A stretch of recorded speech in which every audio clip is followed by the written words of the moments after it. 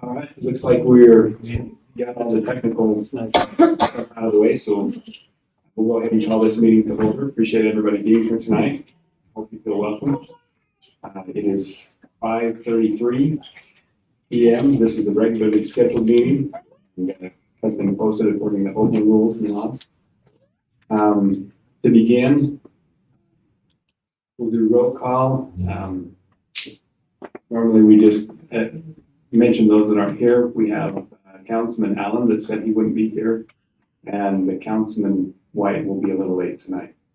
But otherwise, the rest of us are here. We'd like to welcome Bo Hancock. He's been newly appointed and will be sworn in shortly. He's here tonight. And to begin, we've asked Don Busenbark to give us an opening, and then we'll go through and say the Pledge of Allegiance. Our eternal Heavenly Father, we're grateful for this opportunity to meet as a Roosevelt City Council and citizens of Roosevelt. We're grateful for this city we live in and hope and pray that we have Thy Spirit to be with us, to guide and direct us as we consider the needs of the citizens of Roosevelt City. Please bless us that we're able to do those things that will benefit the city the most, and that we will have the wisdom and knowledge to do those things. We're grateful for the citizens of Roosevelt and their willingness to serve and to help in this community, and hope and pray that they will always have that desire to do so. We're grateful for all our many blessings, and we say this in the name of Thy Son, Jesus Christ. Amen. Amen. Pledge allegiance to the flag of the United States of America and to the republic which is one nation under God, indivisible, with liberty and justice for all.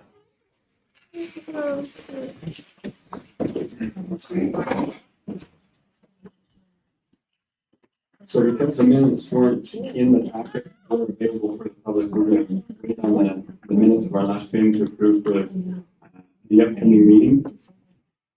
But we do have an item of business really quickly because I'm going to have to leave possibly early tonight. And so we want to go ahead and elect a mayor pro tem. And so would entertain a motion or a nomination from the council to do so. I nominate Dave Baird. I'd second that motion. Okay, that's a nomination and second. Second by Bo Hancock. All in favor? Aye. Any opposed? Can Bo do that right now? He's not technically. Technically, he can. Okay. Yeah. But we will go ahead and get him sworn in at this time. That way, there's no other question on whether or not he has the authority to make those type of decisions. So let's do that, and then we'll have our public comment. We'll turn the time over to Rhonda for that. You come down here and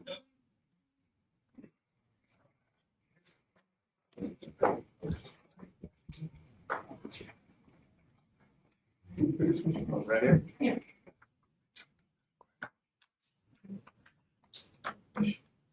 Raise your right hand and repeat after me. I state your name.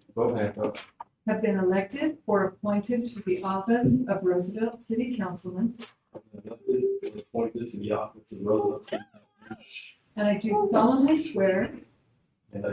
swear that I will support, obey, and defend the Constitution that I will support, obey, defend the Constitution of the United States of the United States and the Constitution of the State of Utah, and the Constitution of the State of Utah. and that I will discharge the duties of my office with fidelity. I will discharge the duties of my office. Congratulations.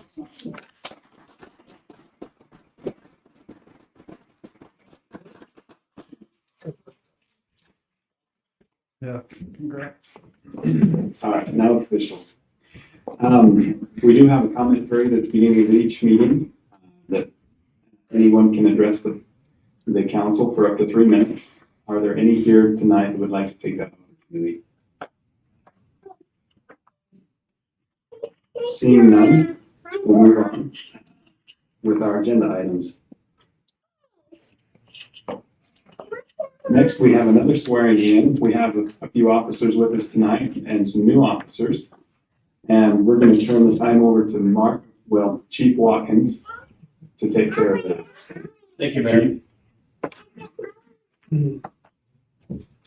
Fine, right.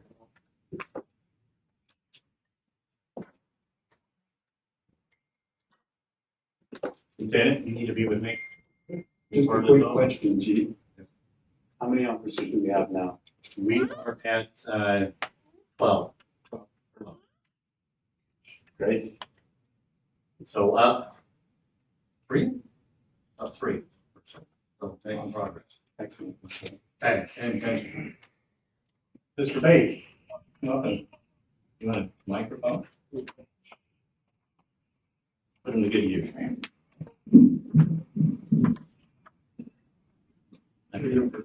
Well, I usually ramble on a little bit, usually. Yeah, and you're fine. Over for me. Something you can do. Okay. Usually the origins of the police badge go back to the medieval times. When the knights had those shields and they showed what families they were from. The badge actually came back to life in 1829 with Sir Robert Peel. You guys familiar with Sir Robert Peel? The father of law enforcement. Started the Metropolitan Police Department in London, England. And in fact, a little bit of trivia, that's why they call them bobbies. What you're going to do is you can take the oath of office in this police department. You're going to wear a badge representing your family, your department. The badge is placed over your heart for a reason. And that reason is that you did it, or that you swear yourself to allegiance of what you're about to swear to in the oath. Understand? You stand at attention. Rhonda? You pick one. Are you gonna hold this for me also? Jared. Raise your right hand and repeat after me. I, Jared Harrison, I, Jared Harrison, do solemnly swear do solemnly swear that I will support the Constitution of the United States that I will support the Constitution of the United States and the Constitution and laws of the state of Utah, and the Constitution and laws of the state of Utah, and that I will bear true faith and that I will bear true faith and allegiance to the same and allegiance to the same, and defend them against enemies, and defend them against enemies, foreign and domestic. foreign and domestic. On my honor, On my honor, I will never betray my integrity, I will never betray my integrity, my character, my character, or my public trust. or my public trust. I will always have the courage to hold myself I will always have the courage to hold myself and others accountable for our actions. and others accountable for our actions. I will always maintain the highest ethical standard, I will always maintain the highest ethical standard, upholding the values of my community upholding the values of my community and the agency I serve, and the agency I serve, and that I will faithfully and that I will faithfully and impartially discharge and impartially discharge the duties of a peace officer the duties of a peace officer to the best of my ability, so help me God. to the best of my ability, so help me God. We will have his wife Kendra Kenyon with blood and all.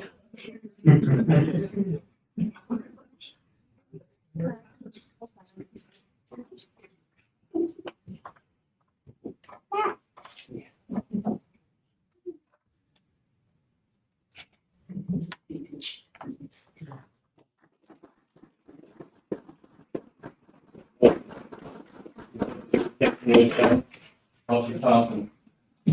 Me? Oh, yeah.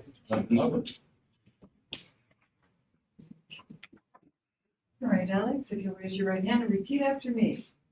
I, Alex Thompson, I, Alex Thompson, do solemnly swear do solemnly swear that I will support the Constitution of the United States that I will support the Constitution of the United States and the Constitution and laws of the state of Utah, and the Constitution and laws of the state of Utah, that I will bear true faith and allegiance that I will bear true faith and allegiance to the same, to the same, and defend them against enemies, and defend them against enemies, foreign and domestic. foreign and domestic. On my honor, On my honor, I will never betray my integrity, I will never betray my integrity, my character, my character, or my public trust. for my public trust.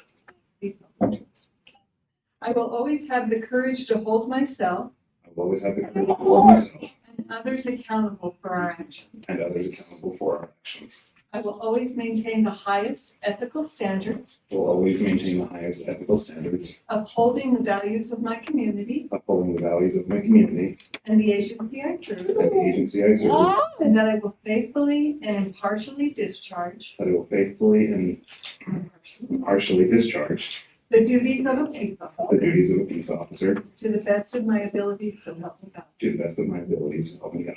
I think that was a minute, but we need to do that over. I'm just joking. Thanks. Would you do the honors?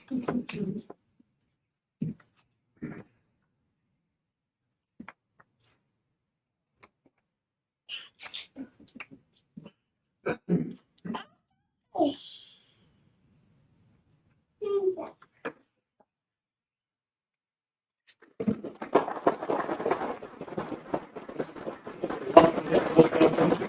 would like both of you officers to greet the council. Thank you, Mr. Bell. Thank you.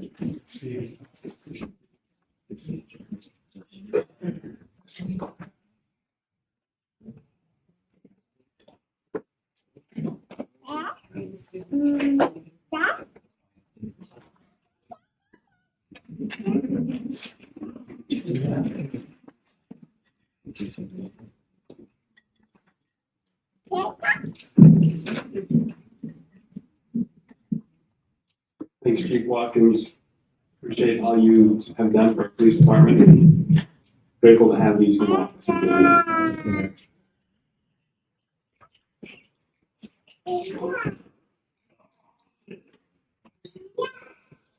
Now, are you family to some of the officers? Welcome and thanks for being here tonight. Pretty neat experience. We're grateful to have them. Our next item of business, we have the Todds here with us. I saw Bruce and Carter in the back. Can't send them back too awful long. Go ahead, Bruce. You they have they just purchased a home that is borders the golf course. What hole is that? 16? 17. T-box at 17. And the property line, I'll help you out, Bruce, a little bit, if you correct me.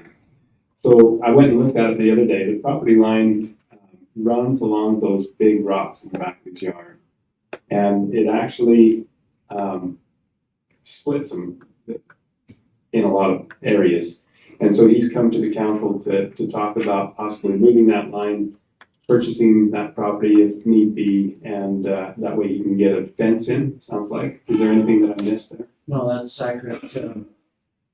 I had planned to put a fence up early June, but in the process of buying it, I realized visually from the plat that I did have an issue. And so did a professional survey that provided that to the city, and you're right, there is. It's a direct line, but the line actually jogs in and then back out. And that's where the original owner, putting up that rock retainer, I would put it up more as a fence, but I like to put a fence on that outside for safety, for family, and grandkids, but also a little bit of a sound and physical barrier for the parent golf ball. I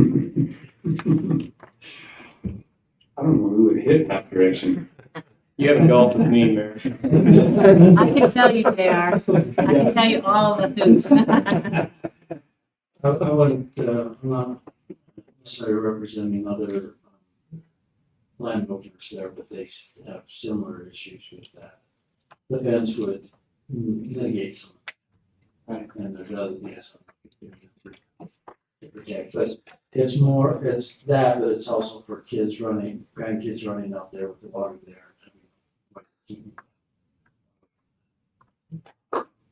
All right. Now, there was a survey done, right? Do we have a copy of the survey tonight? Dean is here, isn't he? I'm sure he's seen the survey. Nobody's provided me with the survey. You commissioned. Well, the survey can be done nobody has broke me with the survey or anything else. Well, what Bruce is here tonight is to see if the city would be willing to sell a portion of that property, is that correct? Did Make you, arrangement to be able to put up the fence. did the survey show what the acreage was? Yeah, it was about 26 feet, 60 feet. Or that's it?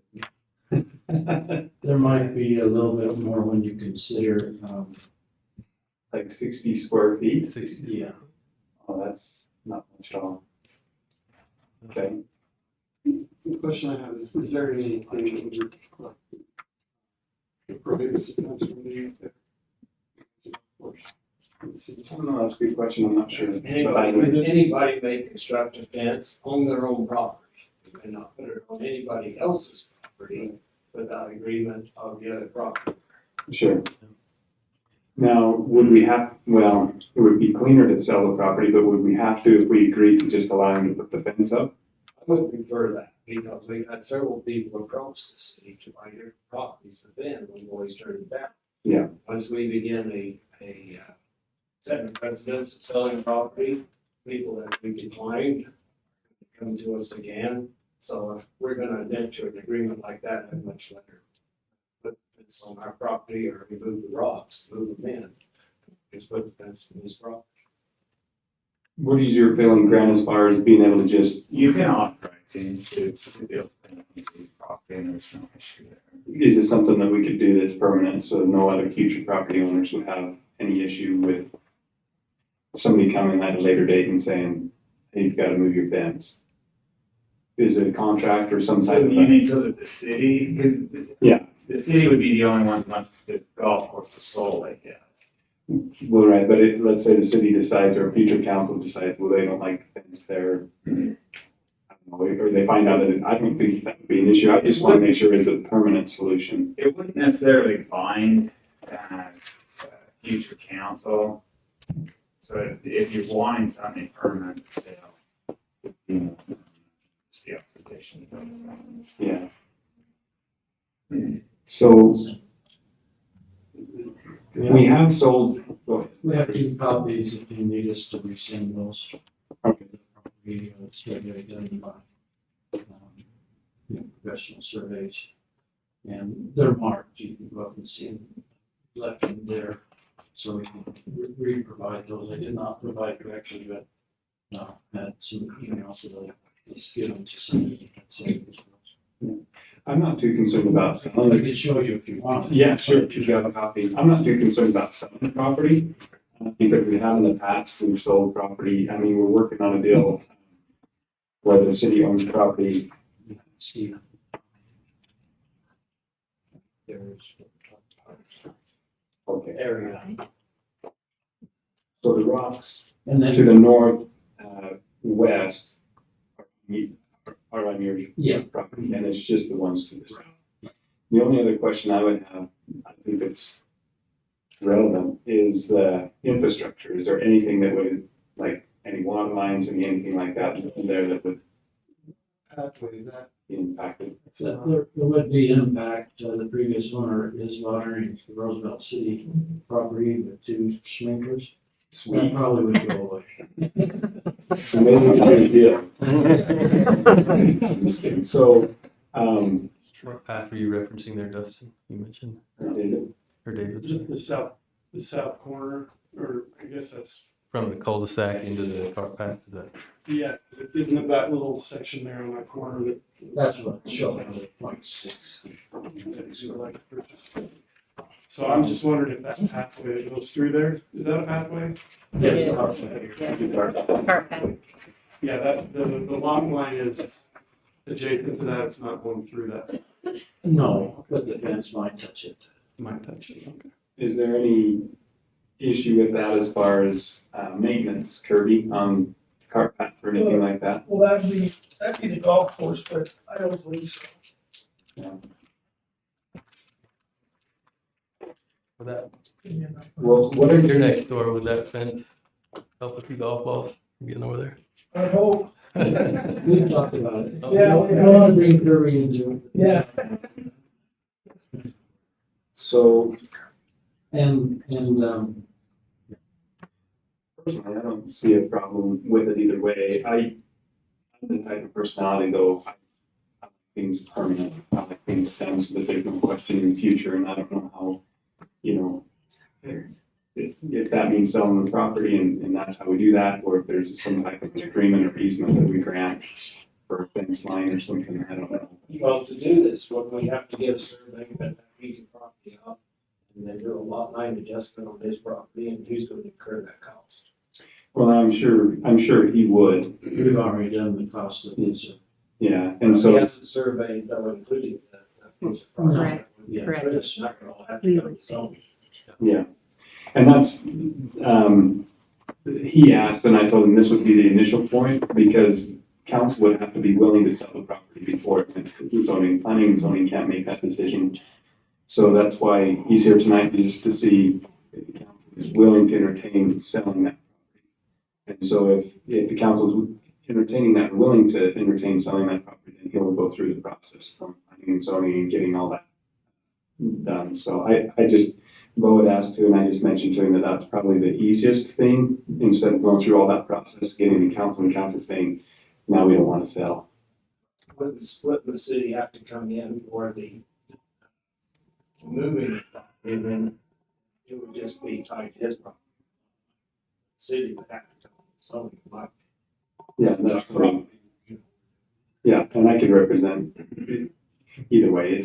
The sale is pretty complicated for what you're trying to accomplish. I don't know that there's any real danger of the city of revoking its authorization to put the fence in, but if you're worried about that, I think you could either do an easement. I've never seen an easement for a fence, but I don't see a reason why you couldn't do that. Or you could also do a long-term lease for the portion of fence that would be on the property. Wouldn't be permanent. What about like a letter of, or a memorandum of understanding, something like that? We could do that too, and that's more the direction that I would recommend you go. I just don't see a future council coming back and revoking that. Oh, and especially when you consider it sounds like one side would be on his property. Am I understanding that right? Yeah, And so it's just a portion of the fence, so the city couldn't have him remove the whole thing. Yeah. But we could do an MOU. It wouldn't necessarily be permanent or binding, but I think it would carry weight with the future council. and that would be good. One of the problems that I see, in like a situation that came up recently, and there was verbally told, things that were told and agreed to, and then there's really no document or proof that the landowner has or the city has. And so as long as there's something that we could provide to the Tots saying this decision was made, and that if anything was to be contested in the future, they can come and say, but wait just a minute, we have this. I think a lot of that depends on the comfortability of the Todd, how you want to approach it. I agree with Grant that there's probably not a strong likelihood that a future council would have issue with it. Memorandum of understanding would memorialize, what took place.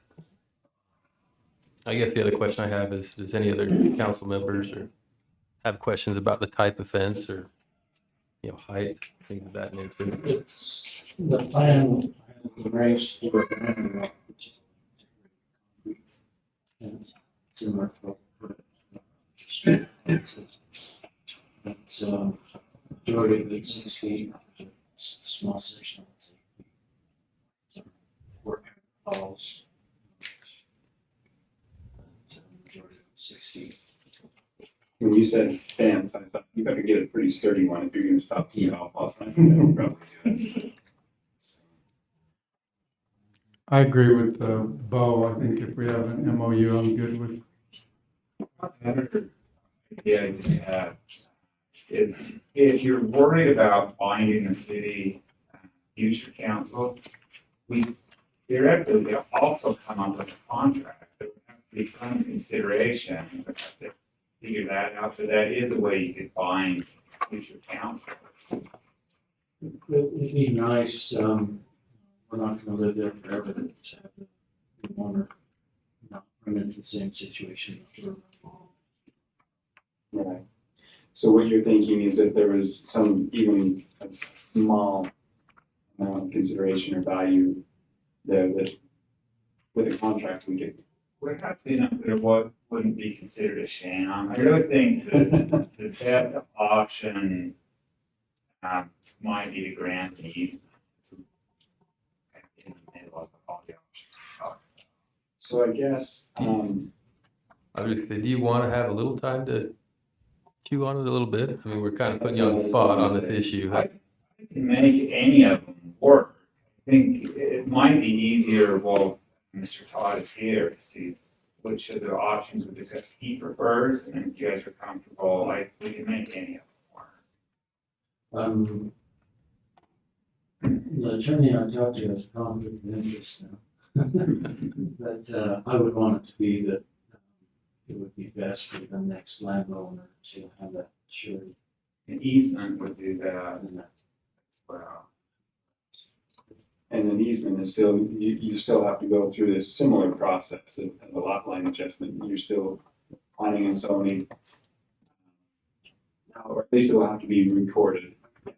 Recorded, But I don't think you- have to have a survey showing the easement on the property.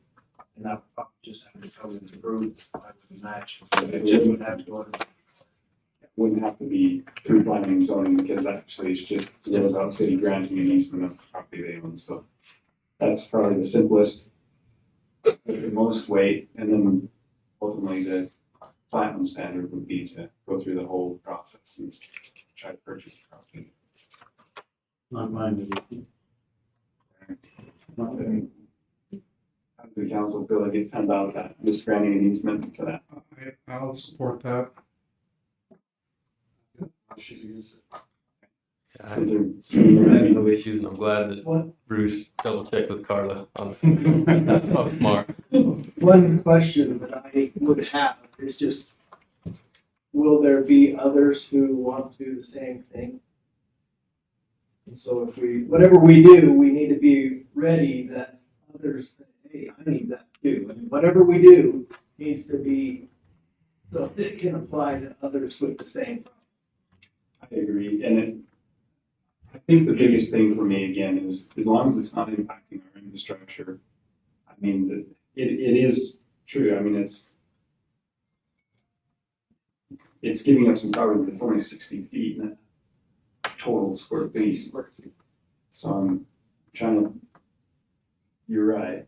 I get what you're saying. If there's another property owner that's like, but this is I think is just kind of fixing a problem, an existing problem that maybe the previous property owners didn't realize what they were doing. And I think we would be supportive of others, given the situation, it depends on the situation. I think that would be the key. And I think future councils would be the same, wouldn't they? It'd be based on the situation. Yeah, it couldn't be just people going out there.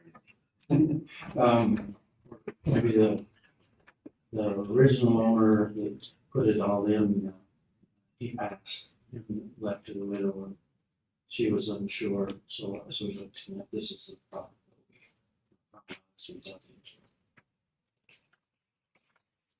Any other questions or discussion? Is anyone ready to make a motion? I would move that we go forward with an easement and whatever documentation, support, survey needs to be done so that they can get it taken care of. And I would assume part of that motion would be whatever costs incurred would be Right, yeah. I would assume. the responsibility of the Tots. Yeah. Sounds like they already got the majority of it out of the way. Yeah. The survey and But everything, we'll so have to do a rewrite of the boundary. these will have to be a description on your plat of the easement, Yes, yeah. right? So, which is okay. As long as you'd be willing to. That was my understanding. That's my motion then. We used audit. Is that still okay? He's the best. I mean, comes from the middle, and he likes to serve things. All right, that's great. And I think Jones will also do that. previous one. Both of them do that. Except for Jones and Mel, I mean, they're really close. So we have a motion, do we have a second? Yeah. Yeah, I'll make that second. Okay, we have a second by Councilman. That's gonna take a minute to get used They right. Councilman Bo. Yeah, There you all in favor? Aye. Any opposed? Okay, motion passes. So we'll get working on that then. Thank you for your time. Thanks, Bruce. That's not. I want to keep that. It's nice. He wasn't giving that. Next item is the airport master plan, RFQ approval. We have Mr. Bake will present that for us. Thank you, Mr. Mayor. So council, tonight we have Roosevelt recently sent out an RFQ for airport planning services. We have 3 engineering firms approach the city and present their qualifications. City staff met and went over the proposals and scored them based off the criteria set forth in the RFQ. The qualifications that we look for. Brian said So the scoring went with 25% for qualifications, 25% for successful experience and demonstrated capability of the firm, 25% for capability to meet deadlines and budgets, etc., 5% responsiveness to the request, and 20% for the familiarity with the Roosevelt Airport. We're happy to report that all 3 firms were wonderful. They're great firms. There was JUB, KLJ, and Armstrong were the 3 firms that presented those requests for qualifications. After the scoring was tabulated and everything was added together, staff is now recommending that the JUB be awarded to move on to the next stage. As you know, this is a request for qualifications. We're not awarding the bid. According to FAA standards, we now move into negotiations with that. They scored an 89.75. They were the top score of those 3 engineering firms. But we would like to mention that all 3 were wonderful firms. But that's staff recommendation. Any questions? JUB's the one that's been doing the work before previously, right? Yes. So they're very familiar. Yes. And I believe they are represented here tonight if you have any questions. Where's JUB out of? Jim. I'm sorry. Where are you headquartered? I'm out of Salt Lake, supported. We also have offices in Provo, or I'm excuse me, 28 offices right now. First. Okay. Thank you. As was mentioned before, JUB has been the engineer out there for a little while, not a long time, but quite some time. Since 2014. And their response and availability to us has been excellent. I mean, we've been having airport board meetings at every meeting, Jim's at every meeting, and then we have them zooming into our meetings and giving us guidance and things like that. They've just been really good. So even though they might be out on the Wasatch Front, you wouldn't know it. Thank you. I move that we pursue negotiation for contract with JUB. I'll second it. Okay, motion and second, all in favor? Aye. Any opposed? Motion passes. Congratulations. Next, we have the 2021 street reconstruction bid award. And Johnson Mill. I thought Kirby was gonna talk. Okay. Oh, I can't adjust. You want to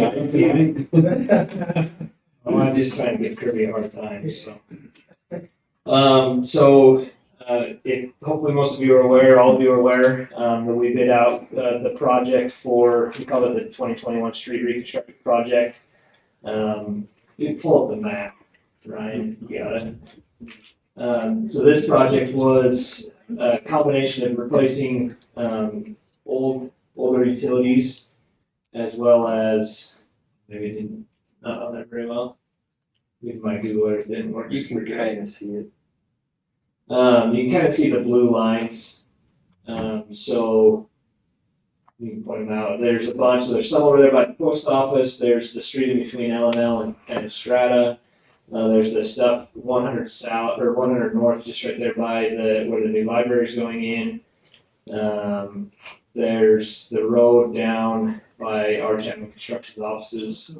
Down there, something Highway 40. And then there's Georgia Circle and 100 south, kind of over closer to the park, closer to Constitution Park. But anyway, there's a combination replacing culinary water lines, adding secondary irrigation water lines, and then redoing the roadway surfaces on those. That's kind of what we went after. During the bidding process, there were a few contractors that called and I don't know if it's a shortage or what on contractors that do a lot of underground work. A lot of the prime bidders were having a hard time getting numbers on those. So we actually only had one. The bid opening was this morning, and Kirby was able to attend, Kirby and Clyde. We had one bidder turn in a bid, and that was Staker Parson Company, Subverted Materials here. And they were quite a bit higher than the engineer's estimate, basically for those reasons that we've discussed. Basically, generally, won't throw out all of their bid numbers just for their sake, but the engineer's estimate was about $830,000, and they were 1.2 million total. So the city's budget is around $700,000 for this project, and so we had some deducted quantities in the bid that we were hoping that, if bids came in pretty favorable, we'd get deducted to where the city had money to do while still doing the most amount of work that we could.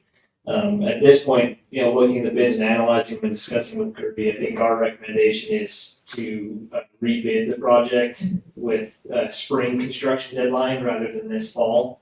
The majority of the contractors that we reached out to and heard from all felt and commented that you get much more favorable bids at that point. So it is within the bidding process that if the city does not want to award the project, they don't have to. So we're not going out of the norm there on anything. So did I miss anything, Kirby? No, you did great. Just a quick question, are there any roads that waiting another year until spring, it's only 6-8 months now, but are there any that? Yeah, there was 3 on there, right, Jeff, that we had. I'm assuming your question is, are they gonna fall apart? Right. Right. Are there any that are really gonna? I don't think anything's gonna get affected. No, drastically not worse that than short time, right. 6 to 8 months. Yeah, absolutely. So you had one bidder, State Yes. Department. Do you think that was due to the short time frame? Mostly because I think the contractors are booked up for the rest of this year. Yeah. They were the only ones that felt like they could pull resources from other areas to come do the project. I know it's early on, but has there been any coordination with other utility companies as far as, getting in The there? one thing that will benefit from this is, so the only thing I know of is the new library building will be going in this fall, and they will be tying into utilities on 100 North there. And so we were gonna try and rush to get them to do their stuff before we went and redid the road, but if this goes till spring, then we'll be able to have all of their, and honestly, the whole project should be done pretty close, so that would alleviate any damage to the new roadway surfaces. To answer your question though, yeah, I coordinated that with all the utility companies, and they have maps in the streets that we plan on. Okay, I so while things are torn up, they can maybe go in and upgrade their facilities, and we don't have patchwork on the Probably roadway. got 2 to 3 months ago, so I'm not gonna answer. Very good, thanks. So the recommendation is to wait and rebid it. Yeah, so yeah, what was bid right now is to do all this work by the middle of October, which is kind of your traditional paving deadline. The recommendation would be to rebid with an early spring construction time frame to finish up. Or start in early spring, finish late spring. The only other question that I would have is, just looking at the price of oil and, knowing that that's directly tied to asphalt, is there any anticipation of price increases there? I mean, It's volatile, obviously. The bid price that did come in is average, so it's not low. I mean, we've had quite a few of the projects that came in really low. And I don't know oil with asphalt, sometimes depends what's being used out of the oil, sometimes, they're using specialty stuff and that leaves an excess of whatever they use to make asphalt, you know what I mean, the PG binders and stuff like that. So it could go up, but, I wouldn't anticipate that it's gonna go up to where the project isn't even close to feasible at all, so. I was just wondering if it's 1.2 million and we wait and we rebid. But I think I think we're better off the with price is 10%. looking on the utility work will go down enough that even if the asphalt goes up slightly, it's. So, Any other, Do we need a motion on that or just we just motion to table, or the motion to read? to rebid. we're gonna work with Josh and Ryan and everybody on that. Jeff, when were you planning on bidding? So I think if anybody has input, I think it's actually probably better if we just wait, maybe a month and then re-advertise and bid again and get it on somebody's books early, so that they know they've got the work tied up. But I know Kirby's talked to a few contractors and we have as well, and they feel like the early spring, even late February timeframe to start is good, so I think we wouldn't be too bad to just advertise and hopefully award in a couple more months. I would make a motion to accept staff's recommendation and Jones and Mills to table this and rebid it in the spring. I'll second that. Motion in the second, all in favor? Any opposed? Motion passes. The only question mark that I would have, and it's not for Jones and Mills, is because the State Street project is still, I know we were going out to bid with that in the fall and doing that in the spring also. Maybe that's something we could tie into the rest, even though it's not the same engineer, and maybe get some economies of scale with that. That goes not too far from the one that's right behind Stewart's. It's going to be down. So anyway, maybe we can coordinate the bidding process and throw that in with it, because it'd be the same time frame. All right, next item. We have the other Todd with us tonight. Commissioner Todd. I was gonna say, two Todds in my night is not. Right, so one of the two. Welcome. I'm Commissioner Greg Todd, Daniel Montley, Library Director. We're here to kind of see what Roosevelt City wants to do with the building permit. I haven't really heard of any amounts. We're gonna begin our groundbreaking next week. I'd announce that next Tuesday at 10 o'clock. Mayor would love you to be there. Council, that'd be great. We'll be in the Northwest Field. It'll just be a short program, and we're inviting the public to be there too. It'll be just a small get together. When we get the library put together, we'll have a big one. We're just excited for that. We are just trying to get this building permit kind of squared away, had conversations with Dean about it and the mayor. So we'd just like to see what we need to do and. Thank you. Do we have a copy of what that anticipated cost would be?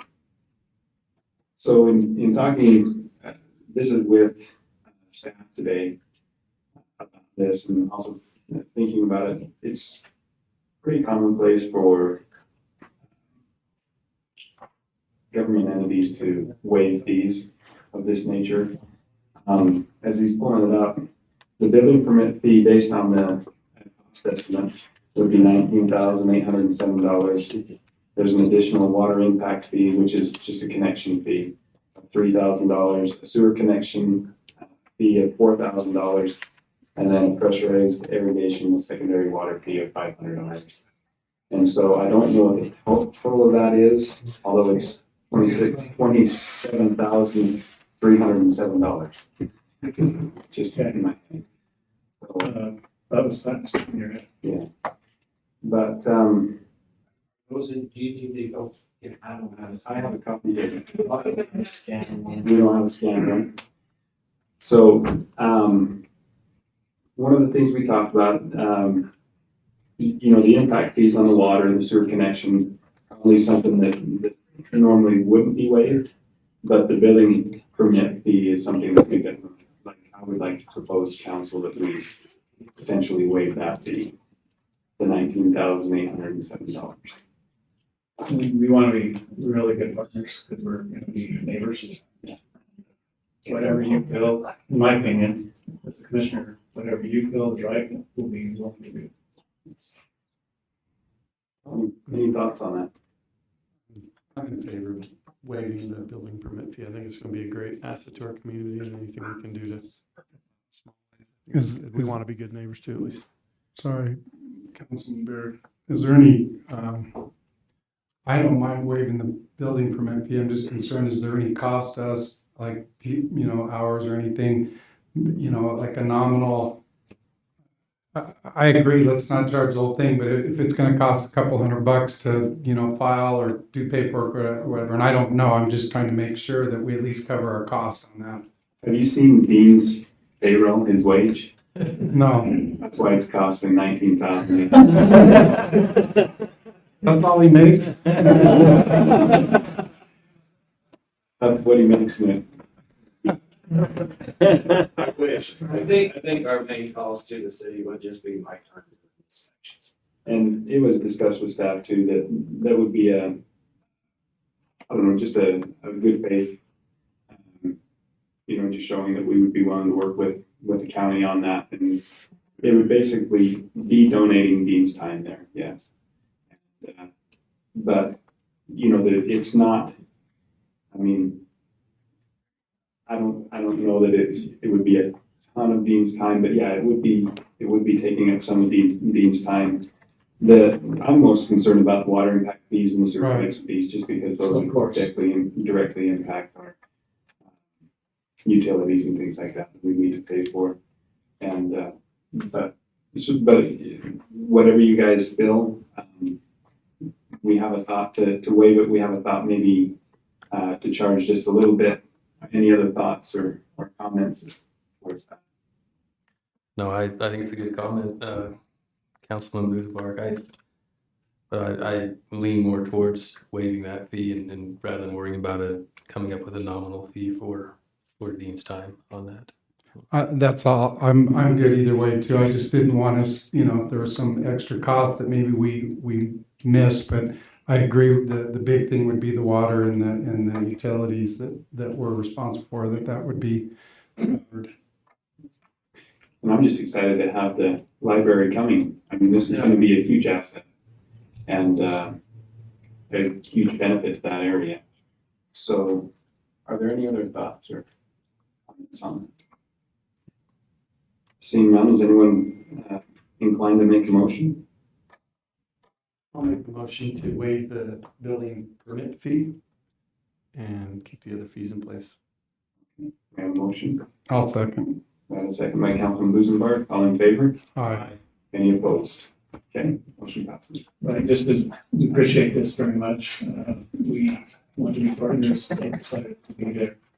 We might mention that BHI is the contractor of Vernal.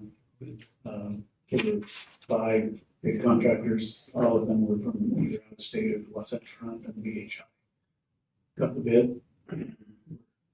They're a good company and they're local, and also Jones and Mill is the one that's been working with us for quite a while in respect to this. We're appreciative of the Community Impact Board being able to work on this. We've been working on this for a long time, long before I came. One of these days we're going to get it done. And Daniel, do you have anything else? Thank you. So Daniel, are you going to be the full-time librarian at that building when it's completed, or? No, my position as county library director is supervisor over the branch manager. So Stephen Moon will still be the day-to-day supervisor there, which he's a staple in the community, obviously. But I will have an office finally. We're excited and happy to see this get going. I do want to say, when we're going to have some of these meetings, we'll have Dean have conversations, and if there's any problems, we're going to work through all of them, the things that we need. We're glad that we're starting a little late, starting August 2nd.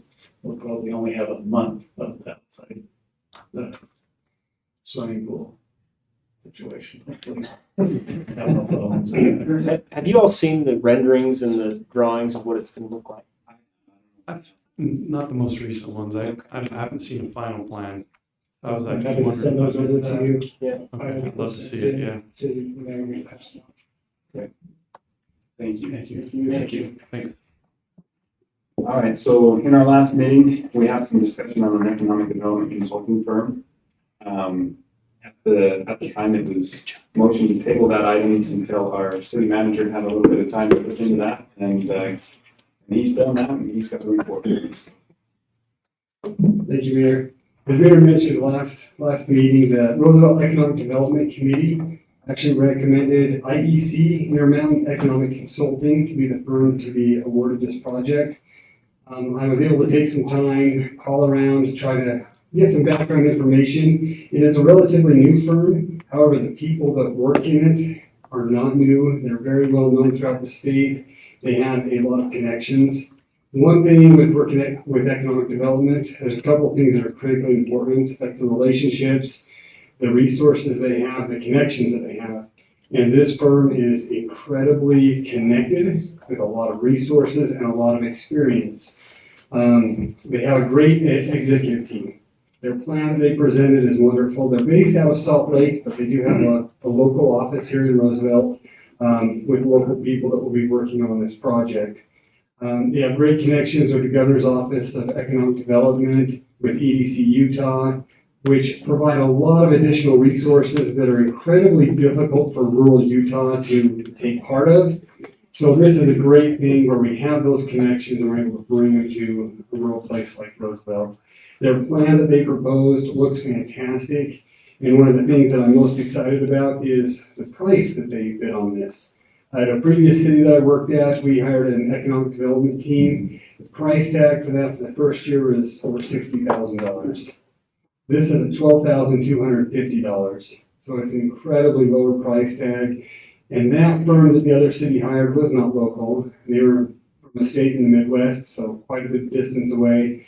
These are local ones with a lot of local experience, expertise, and it really is a great proposal, a firm that I think would work really well with Roosevelt City. And again, I'm excited that the Roosevelt Economic Development Committee, they went through those proposals. This is the firm they recommended, and as staff, we absolutely support that recommendation and recommend to council that we initiate this agreement with IEC and start working to get that economic development ball rolling. Are there any questions? I remember a few years back, we did something similar to this with Mike Hansen. Can't remember what, but how does what they already did tie into this? That's a good question. So what Mike Hansen was doing, and that's the name of the person that I was going to tell you, that was helping us with our redevelopment agency on Main Street. So Mike Hansen was more looking at a redevelopment agency, which is talking about tax incremental financing and those types of things set up to help reinvest in an area and like Main Street, redevelop it, reinvest in it, and get it up to par. And so he was working on that, which is, it's along the lines, but it's kind of a tangent on the economic development side of things. Zions Bank also proposed, was one of the companies that came and presented to us, and they were more geared towards that type of development, I guess. And so IEC, is it IEC or EIC? IEC. I just want to make sure I get the three letters right. So IEC, they're more looking at the bigger picture of how we generate interest in our area to bring investors and businesses into our area, whereas Mike Hansen was more, how do we fix our Main Street and you know, facades and buildings on Main Street. And so related, but not the same. What made me start thinking, I didn't even think about it when we first talked about this. After the meeting, because I thought that they had proposed, they had done some, what do they call it when they study what businesses you have in town? Market analysis. And what people are leakage or whatever you're losing to other communities. Anyway, that's what got me thinking, didn't we talk about We this? did, and I think they did one for us just recently, a leakage study and market analysis, and so I don't know that really cost us much, or if that was just kind of a free thing that they did. I do have a copy of it. It's fine, I just was trying to remember what we had already done. Yeah, you're right, we did a couple of those things. With the market analysis, and we have the economic development committee, what we really need to do is, there's a lot of people that have great ideas of starting businesses and things like that. That market analysis or that leakage study, for me, what it indicates is where people should invest their money. I mean, if we have 15 you-know-whats in Roosevelt City, it's probably not a great idea to start that one. But if we're losing money or leaking, tax dollars and things like that in this area, then we can direct people and say, hey, if you're going to invest, maybe look at something like this instead. Absolutely. And along those lines, Mayor, one of the benefits with a firm like this, there are so many companies out there that can give you incredible data. I mean, they have ways that they can ping cell phones, figure out what time people are shopping, what they're shopping for. It is incredible the amount of data they'll give you, but it's almost a data dump. They give it to you, and then the local communities, it's up to them to recruit and find individuals and help bring those businesses. And I'll be honest, it's very difficult being in a rural Utah town. I've spent countless times cold calling places, trying to make those connections. And just for an example, at one of these previous cities I worked at, when we started working with a firm, instantly I had a meeting with the corporate office of a national chain.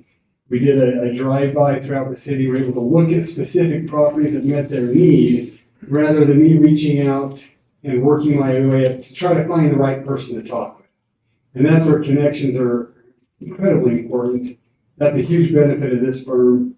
Again, I've never worked with this firm individually, but based off their connections, it seems like it'd be a great fit. And as the mayor said, they'll help us figure out which businesses are a good fit for our community.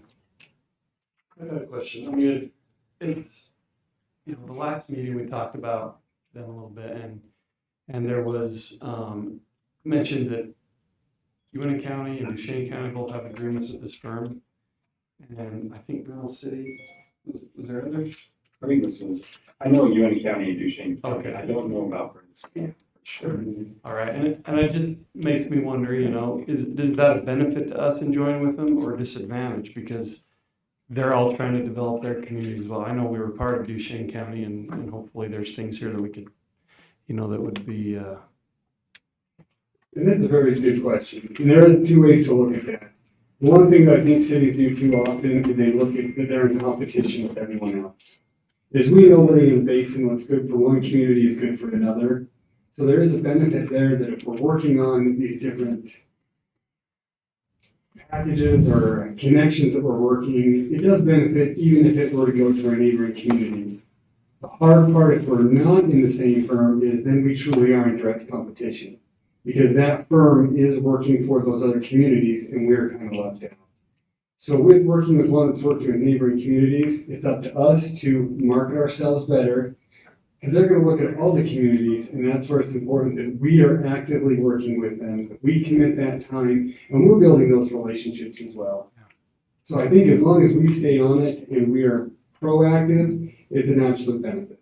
I agree. I think relationships are important. So if we can build a good relationship with them, we can hopefully get some of the things we hope to see happen here. So, Absolutely. Just a couple questions. You mentioned the price, that's $12K per year. Was that a 2-year term, 3-year term? I'm trying to remember what I think that was just that was a one-time, isn't it? Yeah, it was just a one-time. It doesn't have a term written on it. Just for economic development services agreement, and it's $12,250, so just over 12. Okay. I think it was for a year, 12-month period, but I don't think it was every 12 months. And the good thing with that is we can look at the end of the year and say, is it a value? Do we want to do that again, or is it not? And then just for background information, remind me who serves on the Economic Development Committee. Who are the individuals that? For Roosevelt City? That would be there. yeah. So we have we have a representative from Strata. So we have Ryan. Okay. Or Dave Ryan. We have Jim Marshall, myself. We have Yankton Johnson. We have Cameron Kutch. Who else? Brady Arnold, Adam Kessler, and I think pretty close to all. I know there's one or two I'm missing, but they're all, I mean, they're businessmen, they're people that or associated with co-ops or entities that you know, the comment that was made earlier today, did those entities know what we were doing? Well, we have a meeting at least once a quarter where, and Kirby's invited that too, and anything that's going on in our community, that way should probably come to that committee and say, hey, we're developing this area. Do you have fiber there? Do you have, you know, natural gas? What are the capabilities? Those types of things. Well, lastly, you mentioned the incredible connections, and I'm fully in support of it if they have connections to Chick-fil-A. They actually. Oh, okay, all right. Good to go. Brandon Fugel is the owner, basically, the principal of the company. He wants that Chick-fil-A. Hey, we both do. I don't know if you know who Brandon Fugel is, but he owns Skinwalker Ranch, and they've been promoting that in our area. That's been a huge, I don't know, benefit, or becoming a benefit, people just finding out who we are, where we're at, those types of things. Anything that creates interest in our area is a positive thing, so. One thing there, if I may add, sorry. Oh, I didn't mean to interrupt. I was just gonna double check. Is this budgeted for in our budget? Okay, just making sure that we had it in there. One thing that I'd like to just mention for the public to hear as well, these types of firms, they're hard to quantify their exact value because it is dependent on the local economy, what's going on. So I like to make sure expectations are known that it doesn't mean everything's going to change immediately. It is a process, as Councilman Barrett said. If we are proactive, if we're engaged, like our Economic Development Committee, that is huge. It's a big benefit, but we do need to understand that there's other factors that are involved there. When we'll see the benefit is hard to quantify. Thanks for clarifying. I move we approve then, based on your recommendation, that we approve this working with IEC for the economic development. Okay. And I'll second. The motion and the second. You got the names. All in favor? Aye. Any opposed? Thank you. Thanks, Josh, for following up with that. Mr. Page. I see Clay sleeping in the back, so we're gonna go to his first. Real quick. It's only been up since 3:30 this morning. Get here in like 5 minutes. You wanna come forward with your proposal for annexation?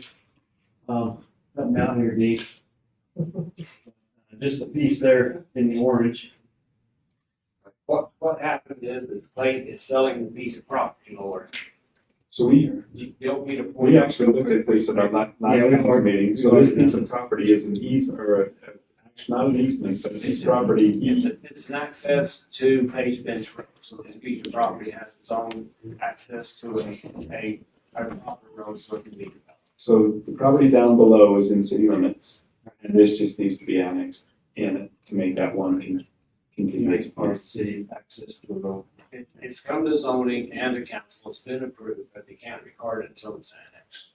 And so we're going through the annexation process right now. Now, one thing to know, it does not need to come to zoning because this is being attached to a permanent property, so it's already zoned in R120. So it just, I think it needs talking, I don't know what it is, but it goes to council, I think there's a 30-day. So this is just tonight's meeting is just the council saying, approving the process to start. And then you have to do 30 days and a few other things that they have to go through, and then it'll come back to us for final approval. But this is just what we're doing here, the decision we're making here is just to begin the process of annexations. We're not approving it yet, we're just approving the process to begin. I'll make that. Okay, we have a motion I'll second. and a second by Councilman Busenbark, all in favor? Aye. Any opposed? And we had the same one too, what's beyond? Let's do it. Where is it? No, it was in planning and zoning, but it, Yeah, but I'm roll this now. We don't, Oh, you don't need to. it's not on the agenda. it didn't get put on the agenda. I didn't think we were doing this. What's it called? Yeah, when I called last week, I said both projects. No, it's just it's a, Because the contact was old, right, had planning and zoning, and then she called and checked, and this was on. Probably should. It might have been when they have to play, when it was on, they Oh. saw the annex Oh, date. I know you That's said. probably the, yeah. We okay here? It's up to them if it can be on the agenda. Needs to be on the agenda. legally, it has to be on the agenda for us to vote. What happens if we ask and they say, yeah, and it's not? Kick them ahead again. I don't know, what through the questions on that.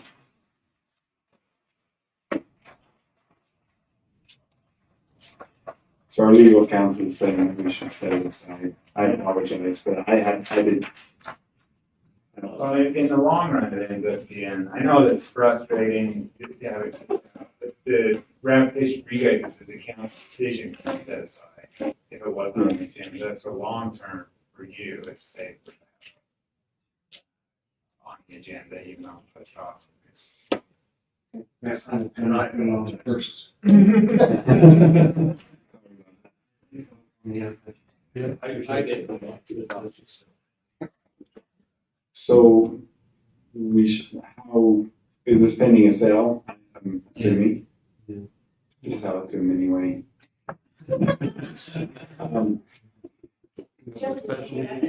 Well, I would suggest that we hold our, because we have a monthly meeting and then sometimes a work meeting at the beginning of the month. I'd suggest that we have our work meeting at the beginning of August and get this taken care of as soon as possible. We're good, appreciate it. So it'd be the 3rd of August. That's okay. We're good with that.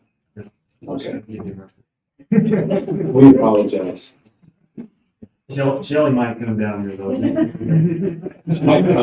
No, so that's worse. Just tell her you sold it to me. Hey, thanks, guys, appreciate your help. Thank you, Clay. We'll turn some time to you for the Innovation Center project. Do we have time then? We got time? I've got about 10 minutes before I have to leave. Their meeting starts at 7. I'm guessing if I show up 10, 15 minutes late, that'd be fine. I'll try to be quick. So as an update for everybody on that innovation center. About a couple months ago, the mayor and I had a little field trip to Vernal, and I don't know if all of you have seen theirs. It's Vernal Innovation Hub. And we kind of went through it, and not gonna lie, got a little jealous. So we thought, how can we get that in Roosevelt? And so location was the big thing. And it just so happens that we're gonna have a building vacant here in a year In a year. with the old library. And we thought what a great place to have a innovation center. So what we're asking is to proceed forward with this project, to seek funding through RCIC.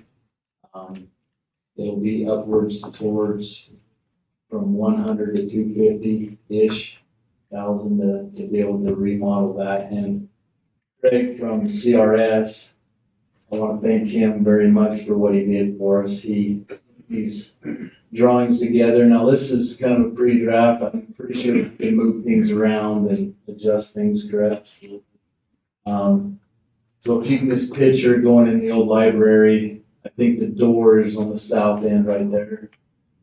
So to the left will be all these offices, office space there. We do plan on keeping a conference room for like meetings and things like that, so. In the middle, I guess, would be something we need to get more creative with, as far as open space and try to utilize that the best we can.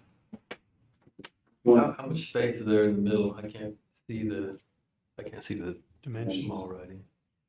What makes it, oh, go ahead. Well, just kind of picture two big old poles right there in the middle too. It's kind of annoying. So what, just to give you, well, you all might be familiar with the Innovation Center over in Burma, what they do. But it's space for newly started businesses, entrepreneurs and things like that. And it's kind of an incubator for that type of thing. So this will assist us with our economic development. Again, we own the building that the library is currently in. That's a question of what are we going to do with that building when they move out? And it just fell into place that this is a perfect option for that. As far as the middle goes, I'm guessing we could do cubicles and things like that, like they have over there. They have some common areas and some just desk areas that aren't an official office, but they're kind of, you know, swarmed off.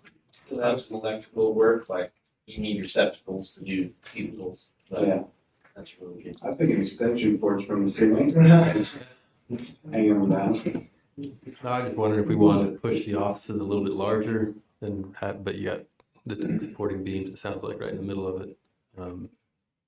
You can put offices in there, that. Well, I mean, just the I'm one, caution against making like large hallways, but you could do some offices that are a lot of windows in them.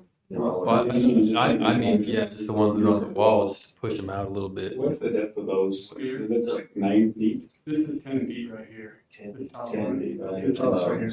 10 feet, 2 inches. I just think the offices would be better utilized versus cubicles, you know, in the middle of that floor. But you know, that's Well, just an idea. we learned quite a bit when we went over together. And it offices, like office space is the most desirable, you're right, but the quantity, the size, if you think about a startup, they're just a one person, you know, maybe it's a tax professional or something like that, but they're not needing a large office. So really the best utilization of that space would be to fit more office type space in there, have more of a quantity. They had how many over there? 8? And 9. 9. And they wish they had double. And instead of that's not here, yeah. So You think it may be interior, put up some walls, make some interior office space. You would have the hallway issue, longer hallways, but.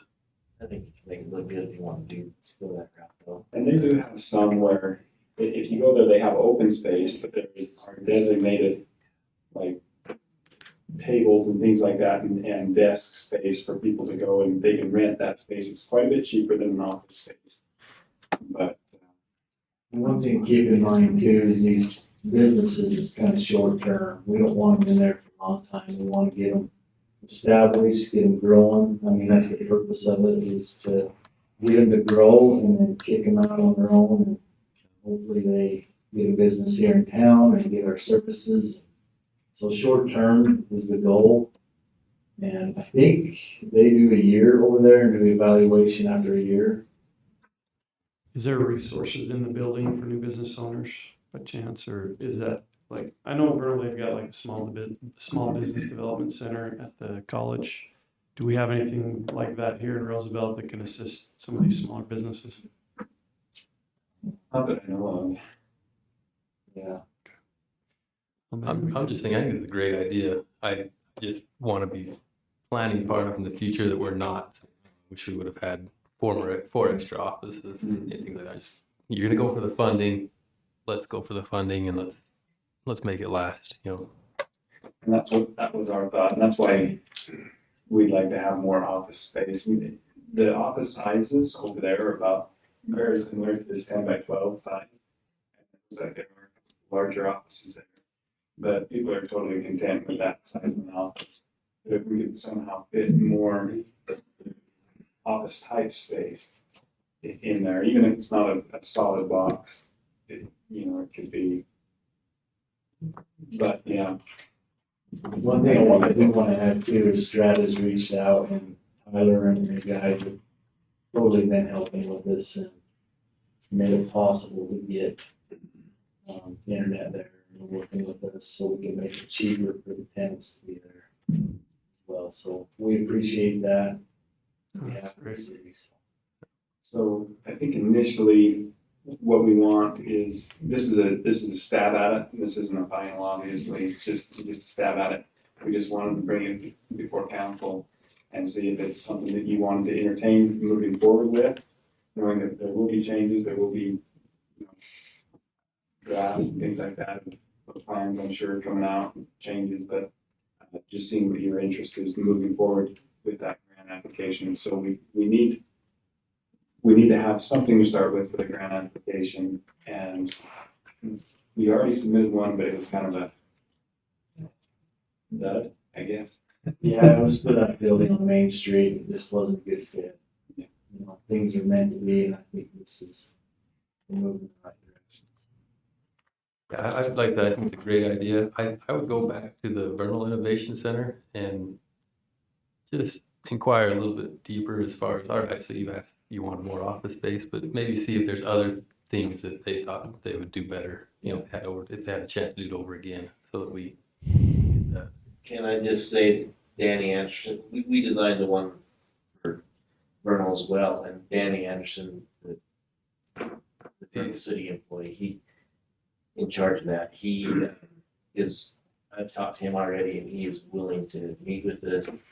Might be good to have him and Damien even, we can meet together, but they're willing to do it.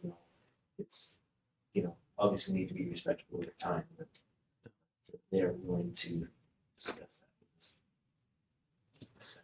I think it's great. It goes right into the Economic Development Committee and what we're trying to do there. Any other questions on, so there's three parts of this. So the first one would be we're seeking permission to move forward with the grant application request. And so I said we motion to move forward with the grant application request. we have a motion and a second. All in favor? Aye. Any opposed? Okay, motion passes. Next is the lease agreement for a building next door. This is where AT&T used to be, adult probation control. And so we're looking at turning that into office space also, but more of a longer term. So maybe when they graduate that one, they can come into this one. But this is we have several people that are willing to rent from us right now. We went ahead and painted, go ahead, Ryan, with what we've done there. You're doing good. I was going to keep going, but you're standing. No, the old AT&T building, painted it, cleaned it up, and just got internet to the wall in every office. There's 8 offices over there with 2 restrooms, a little break room areas. So we cleaned it up, and we've got people ready to dive into what they want to do, but we need to get it ready for them to be in there. So Grant put this agreement for us together, and this one's going to kind of be geared towards this building, but we'll also have one similar to the innovation, whatever you want to call it. I keep calling it Innovation Center, but so as we go through it, I'm only going to highlight a few things because you guys have had time to read through it, right, and look at it. So if there's questions, we can go over it. But obviously, it has the size of the offices in there. They're all 8 by 11.5. There's 8 offices. The use obviously is going to be for commercial, not residential, so it's got to be commercial geared for it. Insurance, say, in the pets, no pets, sorry. We love pets, we got another building for that, so. Unless maybe the therapy pets, there might be some Yeah. kind of a We did mention that. requirement for that. I'd lean towards grant on that. For now, we're not allowing anything that would change next month. We're still subject to the Utah state laws regarding service animals and all that. So. The term is 1 year, however, the termination, if they give us a 30-day, in advance warning, both parties can let go on that, so 30 days, so it is a year, yes, but if they're doing good and great and they wanna move on, they're not stuck with this contract for a year. Or, the opposite is also true, that if they're just not making it, they can get out. Rent will be $250 per month. With a $100 deposit. If there's a late fee, it's gonna be just like our regular billing, we do 10% on your utility bills. If they don't get being 10%, and if that gets bigger, obviously, that's gonna grow. Utilities, so there's water, power, sewer there already. The internet is to the wall. The tenant is responsible from the wall on, so we have 4 jacks ready for them to hook into. They are on their own. And the phone is not provided either. This is exciting stuff, isn't it? Unfortunately, I read it. Quiet on me. What other key? Maybe we just ask them if they have any other questions. Yeah. Really. Which office is it? Did they already pick which one they're interested in, or? Well, this will be for all of them, so. Oh, so we don't have any generic. Yeah. Okay. When you make a motion on this too, we would like to be able to do it to where you authorize a form of the contract with staff to execute with each tenant as they come. So we're not coming back here every time we have someone interested, so. And did they get those lights out of those boxes we drug in? Yes, they're gone. Okay. So they went to the 1 or 2 offices. There was a lot of boxes, I know. I didn't know you knew about that. I helped bring them in, so I did know about them. I was here when the trailer came and Scott was all excited. Well, it was all hands on deck getting it out. I'm sure it was, because there was a lot of people helping get it in. We'll still have our maintenance guy clean over there and do general maintenance too, so it's almost like we're treating it like it's part of this building. There's not much there, so. Is there any questions? No, Yeah, I mean, I read it and I've got a couple of questions. Just scroll up to provision 1, whoever's navigating that. And this is just experience and issues that I've seen, and in my other life, but have we decided on the mode of entry? Is it going to be the fob or the card? And then what's the process and procedure if that is lost or stolen? I don't know if we want to write that into here or have that as a procedure that you give to the tenant saying you have to report that you've lost your card within a certain amount of time frame just for security purposes. Josh, correct me if I'm wrong on this, but it is going to be a fob on the front door and then a key to each office. Would you recommend writing something in there that gives them the responsibility to report a lost or stolen fob or card in a certain amount of time frame, or are we not that concerned about the security component of somebody getting in there and just making a mess of the place? I would say if there's any concerns, it uses the same fob as this building. We might want to change that code so it's a fob just for that building alone. Yeah. So they wouldn't have access to it, and then it's not quite as critical. Well, I like what Bo's saying though, and the reason for the heads up that they lost their card so that could be, because you can change. We can deactivate it, and it's only Yeah. to that building, it's not to everything. They can choose which door they go in at Can you- one time. Can you change I'm sure there's some type of a code or reading or something that goes on And so can you change the fobs and the door lock so that if it was lost, you can change it to a different? Yes. You can reprogram, just like you do in a hotel. It is basically disable. Yeah.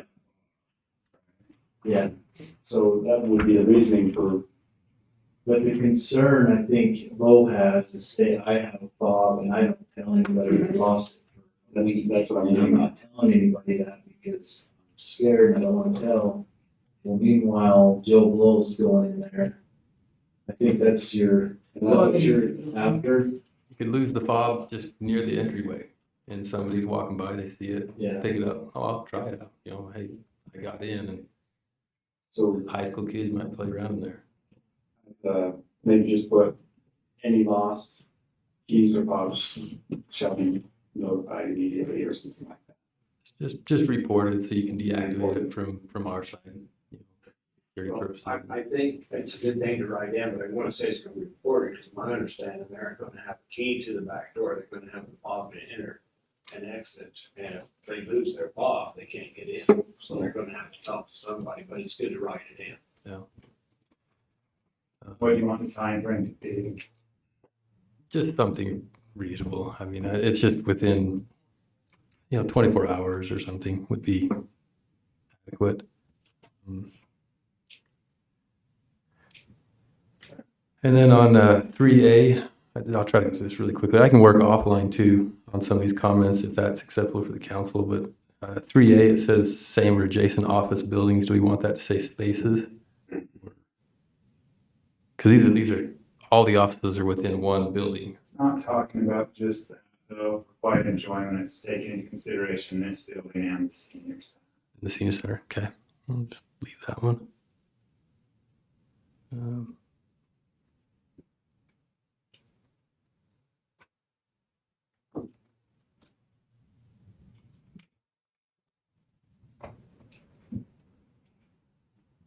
Are there going to be any protocols for, I mean, it's not to create a nuisance, but I'm just down here on section 13, cleaning. Do we want to write in there that, they'll empty their own personal trash? They won't deposit like spoiled foods in there. I mean, people start using offices almost like once a week or frequently, but just another thought. Yeah, I did see a provision that talked about noise and smell. So that could, I can see how that might be beneficial too. Yeah. But that they're to clean and keep tidy their own spaces or something like that. Yeah. Well, that was it. I read through it and I had no other issues or concerns. If you're wanting me to make changes on 13, I'm not understanding exactly. Just a little more specificity as far as what does it mean to keep it tidy and clean? Or you could, I mean, you could do, for example, the tenant will, empty personal trash receptacles, once per week, or, not leave, food to spoil, within their office, things of that nature. When you start being a landlord, you start dealing with tenants, when you think that they're not going to surprise you, they will surprise you with some of their behavior.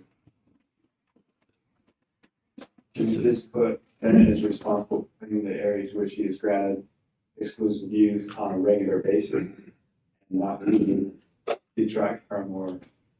We could enforce them, if with a provision like that, you can still say, hey, this is a contract, you need it on a regular basis. Anything, right? Or is that?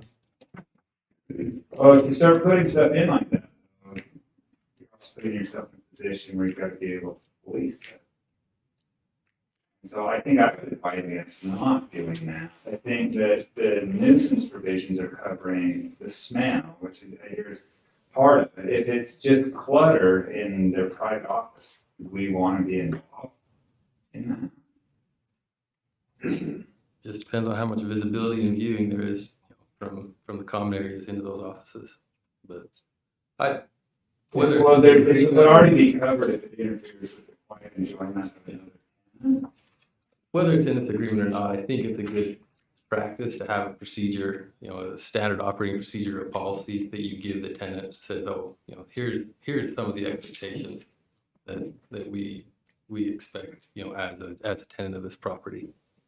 And that way, staff has something that they can refer to if something becomes an issue. Do we have something in there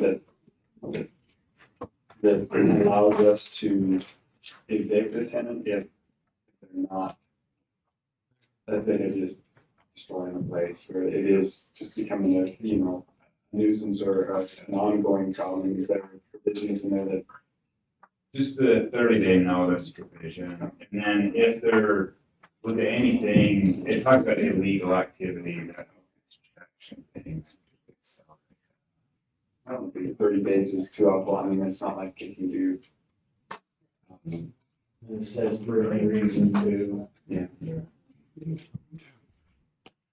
Those are just questions I wanted to bring up, so appreciate it. So do you want me to change 13, talk about taking out their trash, not letting food rot? No, I think what you have here, I just want to bring it to, who's going to be managing this, particularly the Roosevelt staff. Just have maybe a policy on hand that you can hand them in, as they execute this agreement as well. So here's some of the expectations we have regarding with keeping your space clean and tidy. It's just a little more detailed than what they'd be signing. Yeah, so Roger and I talked about this a little bit, how we can, because we can't go into their office. Yeah. So he was gonna get a garbage can out in somewhere where everybody can get to, and then they can dump it in there and take it out. That's more of an SOP procedure there, but we have thought about, we shouldn't expect them to carry it all the way home. Is there a dumpster close? I know there's one right there at the senior center, isn't there? Yeah, and there's one around by the police. Okay. Just want to make sure that they have availability. The one at the county, they might throw. Just because they would say that's ours, and ours is over here, so might we be directed to try and use ours. No, appreciate your work on this. Good. Any other thoughts? Are we ready to make a motion to approve, or you guys want to give this a minute or two? Yeah, I say we start the motion, and we just make the motion to approve it with maybe which revisions we want to put in there. Was there one that we decided on altogether? The lost or stolen plots report in 24 hours. I do not have that. With that revision, and only that revision. That's the motion I make, and then if anyone wants to amend it.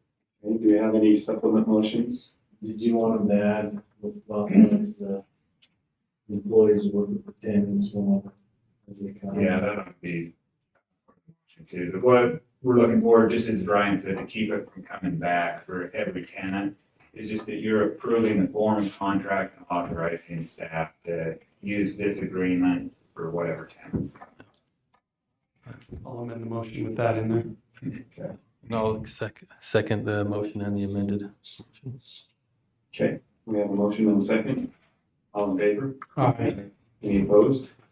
Okay, motion passes. Did you have one other thing, Grant? Do you guys want me to send you the revised motion or just provide the staff? I would just provide it to staff. Yeah. And then you said you wanted it to be like a form lease agreement, right? Is that what you mentioned earlier? So that we didn't have to. That's what you're. That would be included in my motion. Yeah.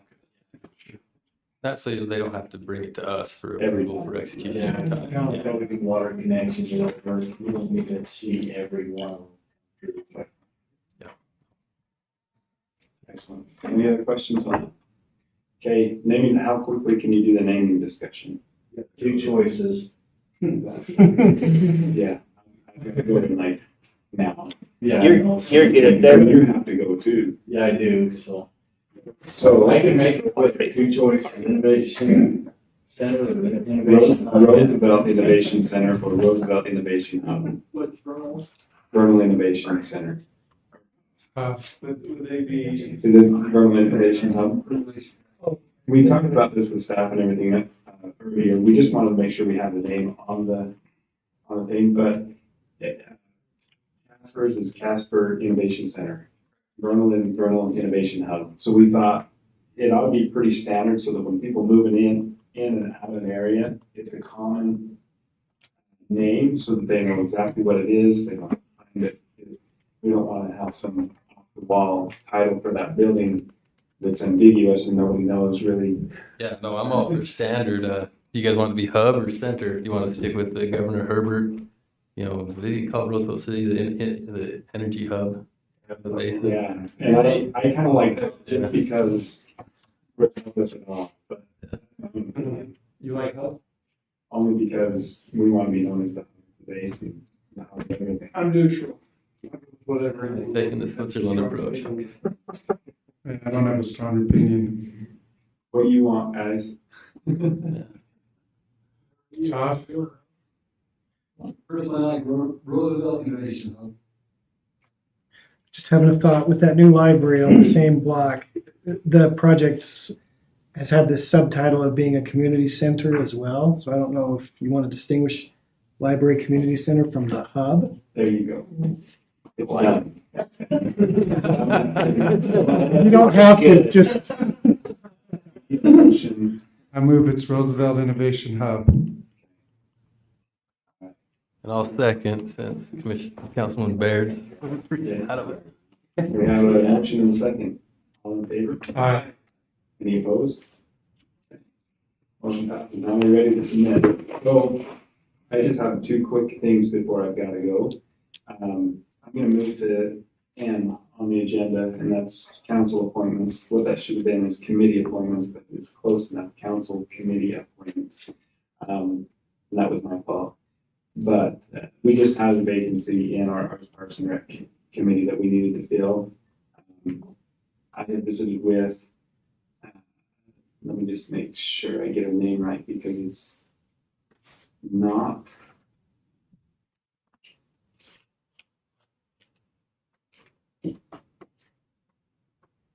Okay, yes, Kiana Hamlin. And so I visited with her, I almost pronounced wrong. Kiana Hamlin, I visited with her and she's willing to accept or be appointed to the Arts, Parks and Rec Committee under the Arts Subcommittee and would recommend to council that she be appointed to that position. I move we approve. Okay, we have a motion and a second by Councilman White. All in favor? Aye. Any opposed? Okay, I'll notify her and get her on the list to be invited to those meetings. We're excited to have her and grateful for her willingness to serve. The other thing that we had talked about at our last meeting that was tabled and was our golf course committee resolution. And the reason it was tabled is council wanted to check with staff, Brent and Aaron and a few of them to have them look over it and see what their feelings were. And Ryan, I guess you visited with them. Yeah, I reached out to Brent, Aaron, Dustin, PJ, and none of them have any issues with the current agreement or the current resolutions. We have their blessing. There was one change from what was submitted to you guys before, and that's that we changed the term limit from 2 to 3. And the general terms will be 3 years. Initial terms, to make them so that they're staggered, can be longer or shorter at the mayor's discretion. So those first few could potentially be more than 9 years, or could be slightly shorter. So with that, would ask the council for a motion to approve. Do we have a resolution number associated with that resolution? Do we know what it is? You have to scroll down.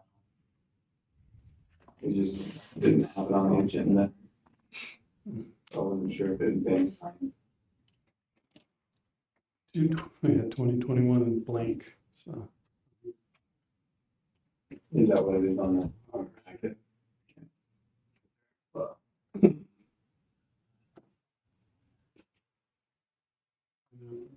So how do we make a motion on that? That's a good question. I think it would be clear enough if you just refer to it by the title, resolution forming the Roosevelt City Golf Course Advisory Committee, and then staff can sign. Okay. All right, is there anybody willing to make a motion to that? Yeah, I'll make the motion to approve the resolution forming the Roosevelt City Golf Course Advisory Committee. I'll second. Motion and second. Any other discussion on that? I know we discussed that. We got far. Sorry. So a motion and a second by Councilman Baird. All in favor? Aye. Any opposed? Okay, motion passes. We have two more items besides some of the others, and I've got to go. So we have J and L. And then if you want to just finish up, we better beeline it. Chief Watkins, could we get a escort? Certainly, I'll reach out from there. While the mayor's leaving, I might mention that I was at I know we'll talk later, but we're talking golf. We have 40 tournaments at the Roosevelt City Golf Course, and Vernal had 24, and they're trying to get rid of a couple, and we actually got a couple from Vernal, so I think that's pretty big for our staff and for the golf course to have so many and so many out of town. One thing I did forget to mention, and I think we probably ought to talk about it before we go, and I had it circled. I sent out an email earlier on, about a week ago. I had met with the planning and zoning in Ballard City. Well, myself, Josh, and Ryan, and they had set some conditional uses. They were ready to grant the conditional use for the gun range, but they had the provisions that they had set, and I sent those out to council. It's not something that we get to dictate. They're gonna tell us what we will and will not do, I guess. However, I just wanted to get council's opinion on if there's anything that's a deal breaker that I should go in there and say, we're just unwilling to do that. I didn't see anything that gave me concern. I thought a lot of their conditions were reasonable with how they wanted to preserve the environment of the area out there. The biggest one is the road, right? Yeah, that's the biggest concern that we have, and we will be talking with them on the width of the road. They said 32 feet. We feel like that's a little bit wider and bigger than what is really needed or necessary, and so that's something that we'll probably push back on tonight. But again, they'll ultimately set them. One of the things that I did think about is I don't want to be tied to their decision if they do change the use, whether we build or not, we still have to build the road. And so that's one of the things that I'm going to mention tonight is only if we build the gun range will we have to improve the road. And so I want to make sure that that's a provision in those conditions. Is there anything else that anyone can think of that we need to make sure we're? No, I didn't see anything either. If you think of something, text me and call me. So I better get over there. Thanks, Mayor. Thank you. Wow, this is my first time. You were gone, so I gave it under the bus. Councilman Baird. Mayor Councilman Baird. Okay, so there's two items on the agenda we still need to do. One of those is the PTIF certification of accounts, and Josh, I believe you have that one. Thank you. Mayor Pro Tem. So the PTIF certification, this is just a resolution that the city has to adopt. It allows users to add or delete accounts with PTIF accounts. With new staff on board, we did need to redo this. So it has Meter Bird, Joshua Bake, and Rhonda Goodrich listed on that. They do request for two of those. The resolution, rather than drafting up a new one, Grant felt that it's better to use the state one, which I absolutely agree with. The state has a very boilerplate resolution that most communities use for this. So just with a change in staff, it's something the city does need to adopt this resolution to allow us to add and delete those user accounts. Okay. Grant, do I miss anything? No, the only thing I would change with the way it said it is that these three people are authorized to add or delete users for existing accounts and also to create new accounts. Okay. Create or delete. Does it require all three or two of the three? Yeah. So there's oversight, I guess, is the point. Well, no. I think that any of the three can make the changes. It's just that these three people are the ones that are authorized to do Okay. The state requests that we have at least two. There's, in the boilerplate resolution, there's places for three. It's nicer if we have three, but they request that we at least have two. And standard practice is mayor, city manager, and what the names? Okay. I move we approve. Second. All right, we have a motion by Councilman Busenbark and a second by Councilman White. All in favor? Aye. Okay, motion passes. Next item of business, I believe, is a financial update and budget discussion. Is Rhonda ready for that?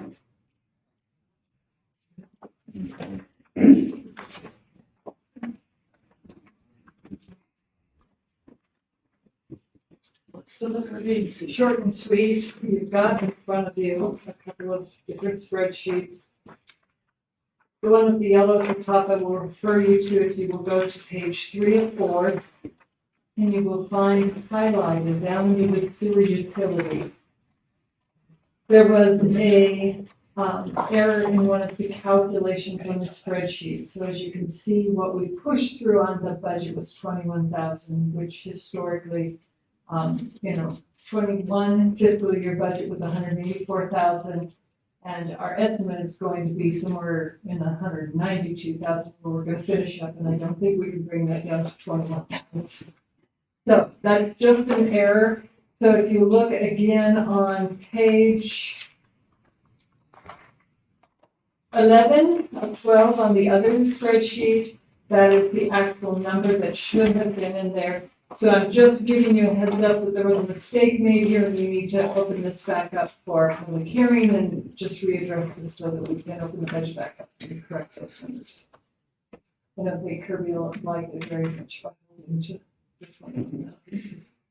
So basically you're saying that the budget was incorrectly presented, but was it correct in the computer as you? It was when I actually was entering it into the state that I realized there was a calculation error in the Excel spreadsheet. I should have caught that, but It doesn't change any of the actual.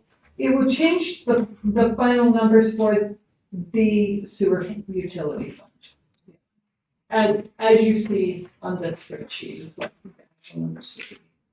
But again, we need to open that up for, and that's all I'm informing you, that we will need to be opening those up for the hearing and So we don't do that tonight? We have to do it at the next we'll meeting? do it, yes, on the next meeting. Yeah, okay. Councilman, if I can clarify that, we will need to hold a public hearing, so we'll need to advertise for it. And seeing that we'll have one at the first meeting in August, it probably won't be at that one. I don't think we can hit the notification deadlines, so it'll be the following meeting. Okay. Is it only 1 week before? Need to amend the budget. I believe, Check. yeah, we can double check on that. I believe it's a week, and we no longer have to advertise in the newspaper. We do that on social media. okay. So if you can get it for the next meeting, you'll get it for the next meeting. If not, it'll be the following. Okay.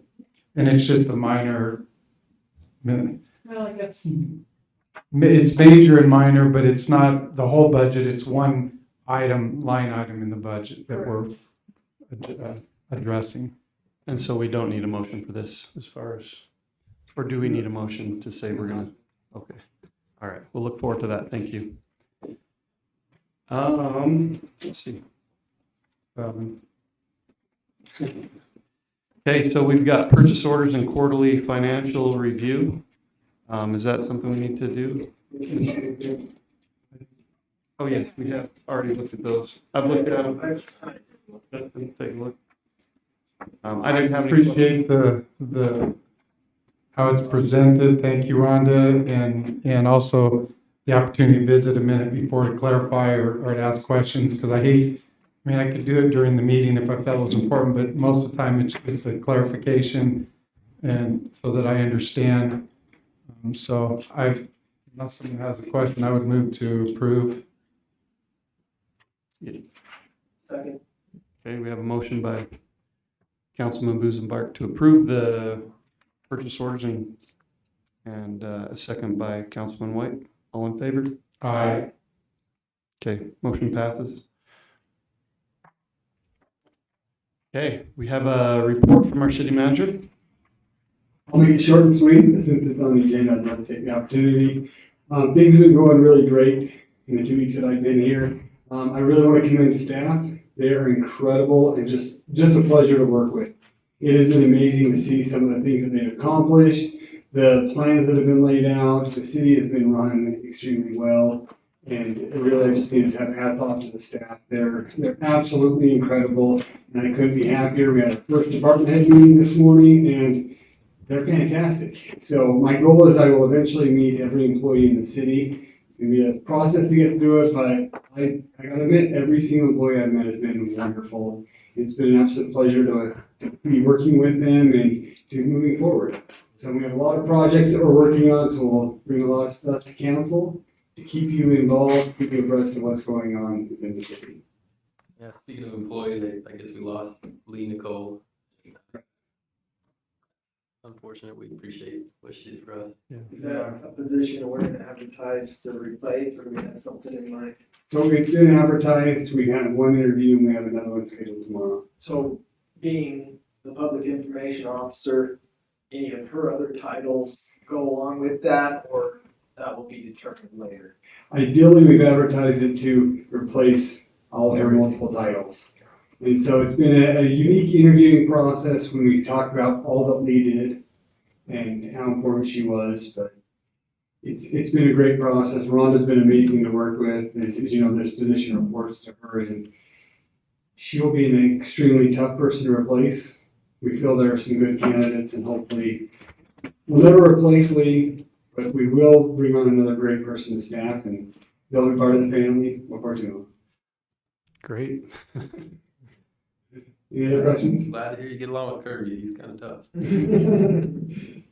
He's not here to defend himself. Yeah. Any other questions by the council? No? No questions. All right, thank you, Josh. All right, so I guess tradition is we go through the council and see if there's anything they want to bring up. Since Mayor's gone, I have lots to talk about. Keep her.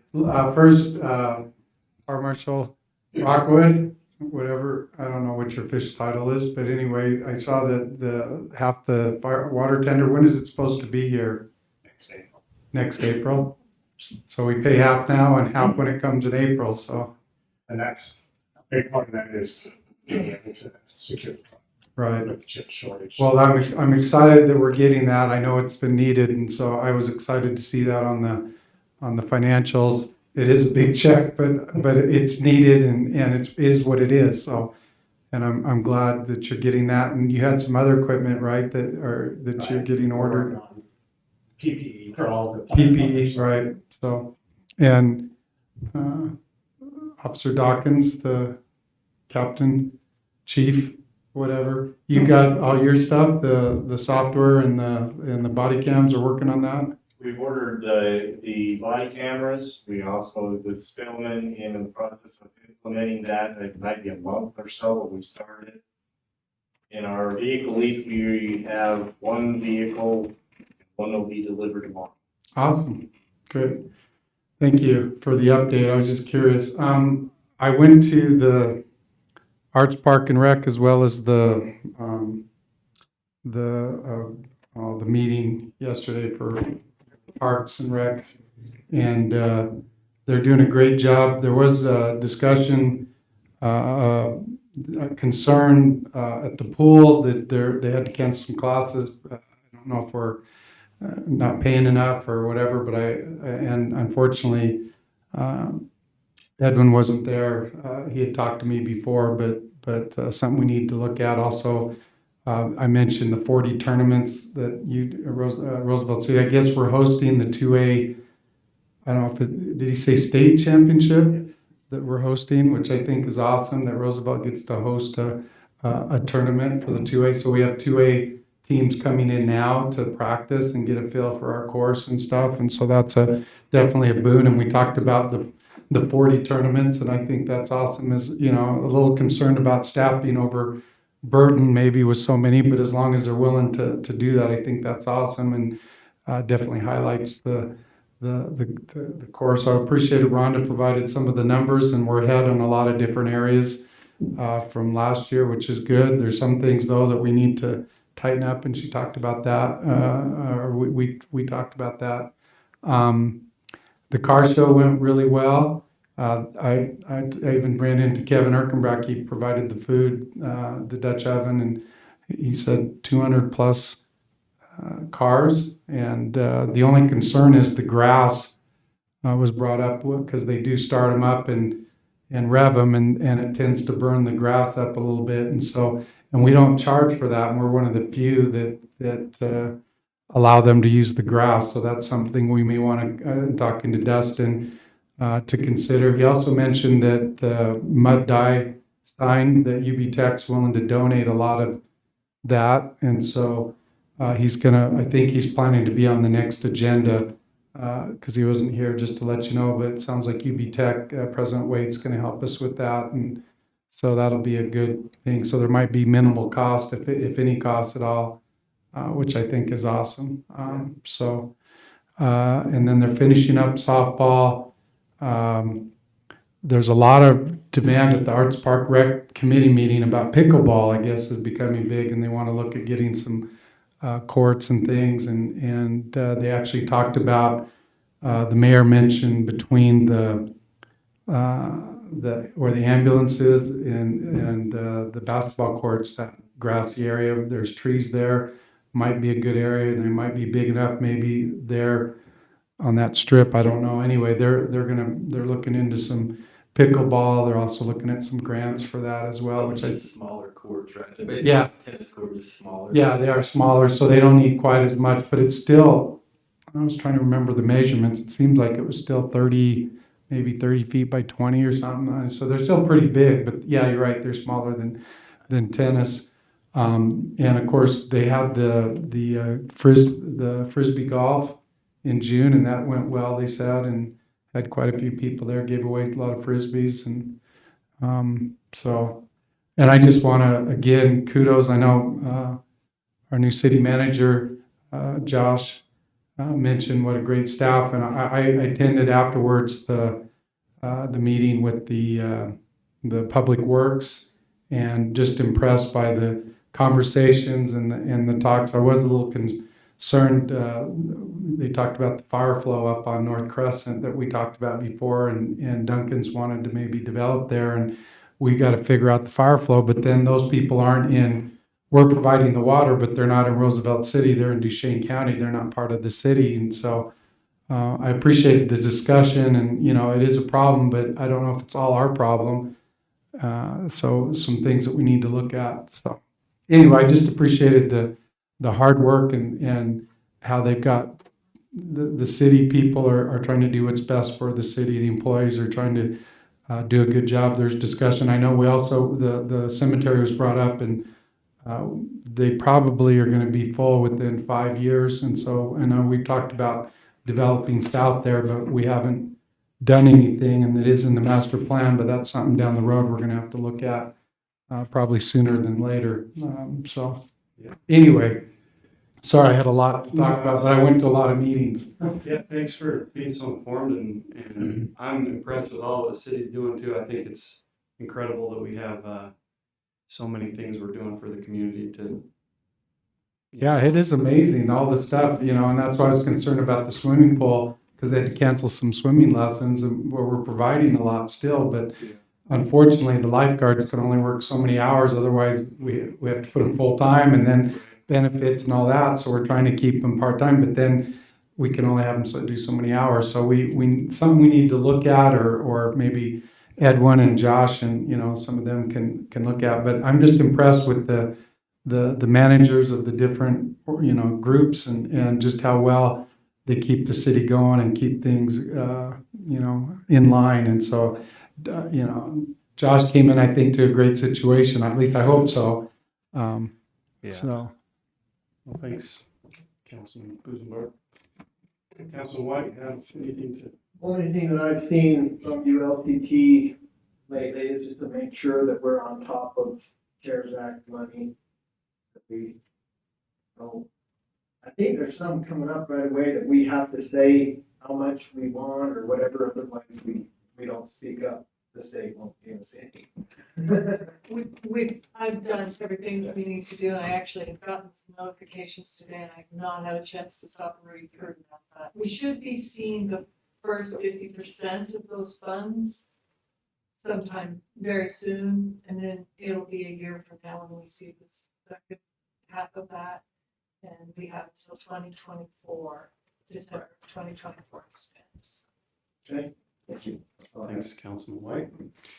All right, I don't have anything personally for the council today or to share, but I agree that the staff is doing a great job. And I welcome you, Josh. I'm excited to have you here. I think we're gonna have some great things happen over the next several years, so. On to Councilman Hancock. I don't think I have any committees that have been assigned to, or what, I don't know what Vince was previously over, so I've got nothing to say other than keep up the good work. Appreciate you. Yeah, the only one I know he was on was the airport, over the airport was the only one I can remember. I know he had some others, I just don't remember. We'll have to look. Right, I think Mayor Bird will get with you soon on those, so. Is there anything else from any of you that you'd like to bring up before we go? I did have one other question for Grant. Where are we at on that property on Wendell Lane? It'll still be October, November, I expect. You really see anything. Okay. Because I'm sure the fire marshal probably could just use it for practice. You didn't hear me say that though, right? I don't mind it, then it wasn't me that committed arson. That's right. Well, if you need help, give me a call. I'm just around the corner. So I'm just concerned because there's a lot of homes for sale. Most of them are selling, but it's still, I think, an issue for those people. Plus, of course, a safety issue for, children and also transients maybe being in there or other things. So, and I know you're doing what you can do, and October will be 2 years. So, And it's moved up the priority list quite a ways actually in the last couple of weeks. We've checked a lot of the things off that we're ahead of, but that we're not quite started on. okay. Well, I appreciate that it's on your radar anyway. And like I said, I know I get hit because I'm in the neighborhood. I get hit quite a bit about it, and so I just want to make sure we keep it on the radar. And I'm trying to be very. The phone calls and people that talk to me aren't as calm sometimes as and I try to be calm and say, hey, we're working on it. We're doing what we can. So. It does get mentioned every week in our meetings, but it's just trying to get it up. I understand. Well, and I also understand it's difficult because there's not a bank lien on it, is there? I think the person bought it outright. I think I'm not sure. It seems like they bought it outright, and so it's the insurance company or the person, and the person's no longer around. So I think it becomes a problem. But I'm just worried about, like I said, safety, and as well as obviously it does detract from property values for the people that are trying to sell in that, subdivision. So. Don, when have you ever not been calm? I try to be calm all the time, but except when I'm coaching, that's about the only time I'm not calm. Coach Hanky, you were calm. That's true. Yeah. Thursday night, there's an employee appreciation, I'm not sure what it's called. Pool party. Pool party. So please make sure your families are aware, please bring them down. There's gonna be food, swimming, good time. So please make sure you know that you're invited. This week. This Thursday at 6 o'clock. Thank you. Cool. 6. Okay. So there's a barbecue at 6, swimming at 7. Where are we meeting for the barbecue? They're At the- behind the pool, okay. by the pool right there. Okay, We I have a missed very it. special day you all need to come and see. Yes. Yeah, all right. Well, hopefully we can all make it. Love to be there. Got a conflict though. All right, do we have any reason to go into closed session that anyone knows of? Okay. All right, well then I'll entertain a motion to adjourn. I move we adjourn. All in favor?